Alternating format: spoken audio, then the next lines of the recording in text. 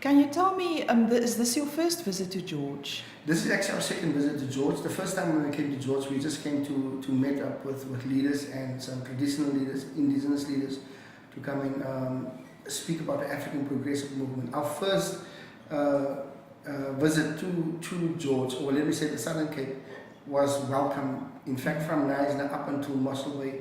And so basically this is our second time coming to George. And in fact, the community of George has been asking for the African Progressive Movement to come in, because what we are standing for, what our policies is basically an open policy for all, where we believe that all South Africans must be equal regardless of race, color, ethnicity, and also association. And so from all spheres of life, the community has been calling for the African Progressive Movement to come in and really come and establish the branches here in George. The type of interest that you've had here in the Southern Cape, are you pleased? Do you think you'll for how long are you going to be here? Will people see you guys somewhere? Yes, we just came down basically to meet with some leaders this afternoon. We're going to have, obviously, from next week, we're basically going to come and we're going to hit the Southern Cape. We're going to hit the areas that is basically very dear to our hearts, and it's basically our coastal areas, because at this moment our people are suffering, and it's not even racial based. It is basically everyone around us. The coastal lines are suffering high water rates, electricity, and all that kind of things.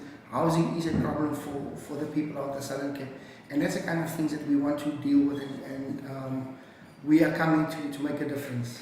Is the African Progressive Movement ready for next year, for the elections? The African Progressive Movement is born ready. We've always been ready. I think it's the reason why I'm saying this is because of the call for a new political party. First of all, a political party that doesn't, the leaders is not hungry for power, not hungry for money, and also don't make promises to people, because that's important for us.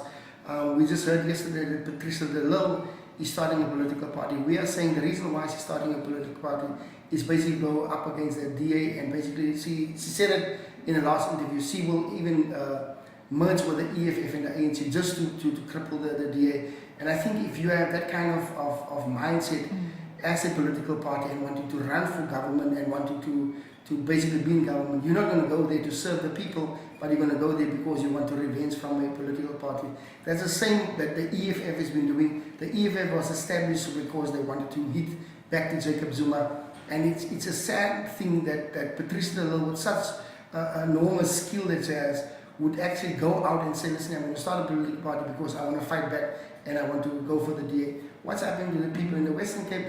In fact, in Cape Town, the communities has been suffering because of the continuous fight between the DA and the Lille. And so the African Progressive Movement is here to say we are not here just to play games. We are here to stay, and we are here to serve the people of South Africa.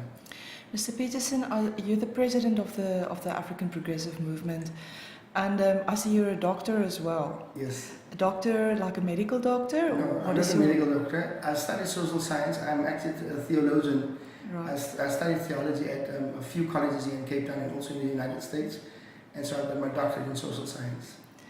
And I am the president of the party. Yes. And you're the president. And with you, we've got the team, your management. With my team, I've got my chairperson, Mr. Dennis Skippers, and then also our provincial religious leader, Mr. Mark Masmela, and then also our national organizer and also election manager, Mr. Herald.